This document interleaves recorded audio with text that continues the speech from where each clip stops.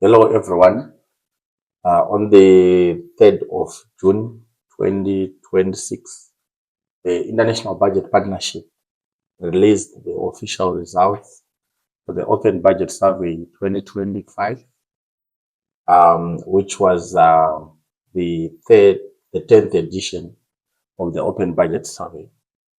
And I'm here to give a quick reflection of the results as it pertains to Zimbabwe, as Zimbabwe was one of the countries that took part in the 2025 Open Budget Survey. So the Open Budget Survey is a globally recognized research that is comparative, fact and evidence-based, that is used to assess public finance accountability across three dimensions, which are: number one, budget transparency, where we are looking at the sufficiency of information that is being provided in various budget documents by the executive. And the Open Budget Survey does look at issues of the timeliness of such information, the adequacy and comprehensiveness of such information, and the accessibility of that information to the public for them to understand how public resources are being utilized. Secondly, it does look at public participation dimension, which basically looks at the formal opportunities available for the public to be meaningfully involved and effectively participate and influence budget decisions. And thirdly, it does look at the aspect of budget oversight, where we look at the role of the oversight institutions and also their effectiveness in terms of providing oversight over the budget processes.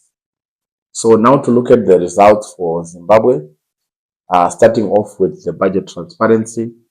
In this round of the Open Budget Survey, Zimbabwe has scored 62 out of 100, which is a 1-point drop from the 2023 Open Budget Survey, where we recorded a 63. Yes, of course, it's a 1 point. The score of 62 is 1 point above the sufficient threshold of 61, which is commendable. But nonetheless, there is still a lot of work to be done in terms of ensuring that we provide as much information as possible with regards to the budget processes and the budget documents that we produce as a country, especially during the implementation phase, where we are looking at in-year reports such as our Treasury quarterly bulletins, our mid-year budget reviews, as well as our year-end reports as well. I think that's where we are not faring well as a country, and going forward, we need to advocate for more information, especially with regards to debt composition, interest on debt payments and arrears, and also even in terms of providing analysis of the fiscal risks that might be experienced during the budget year. Then in terms of budget oversight, yes, we recorded a gain as a country. In August 2023, we achieved 56 out of 100. Of course, it's below the threshold of 61, which is regarded as sufficient in terms of the score. But this time around for 2025, we have recorded a 57 out of 100, which is commendable. But again, I think there is still a lot of work to be done in terms of strengthening the capacity and the authority of our oversight institutions. And for the purposes of the Open Budget Survey, we look at the legislature, which is the parliament, as well as the Supreme Audit Institution, which in our context is the Office of the Auditor General.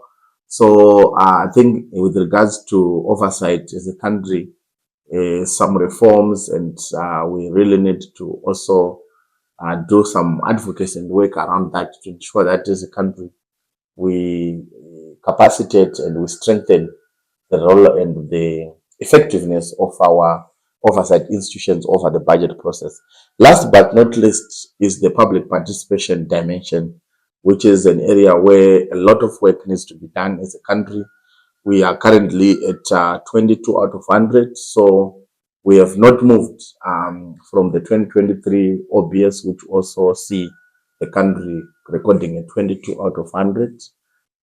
So I think that's where a lot of work needs to be done in terms of expanding and providing formal opportunities for the public to engage throughout the budget cycle, creating platforms for the public to interface with the executive as the custodians of the budget and also as the authorities. And I think that's an area where even we need a lot of work, be it civil society, be it other actors in the public finance management ecosystem.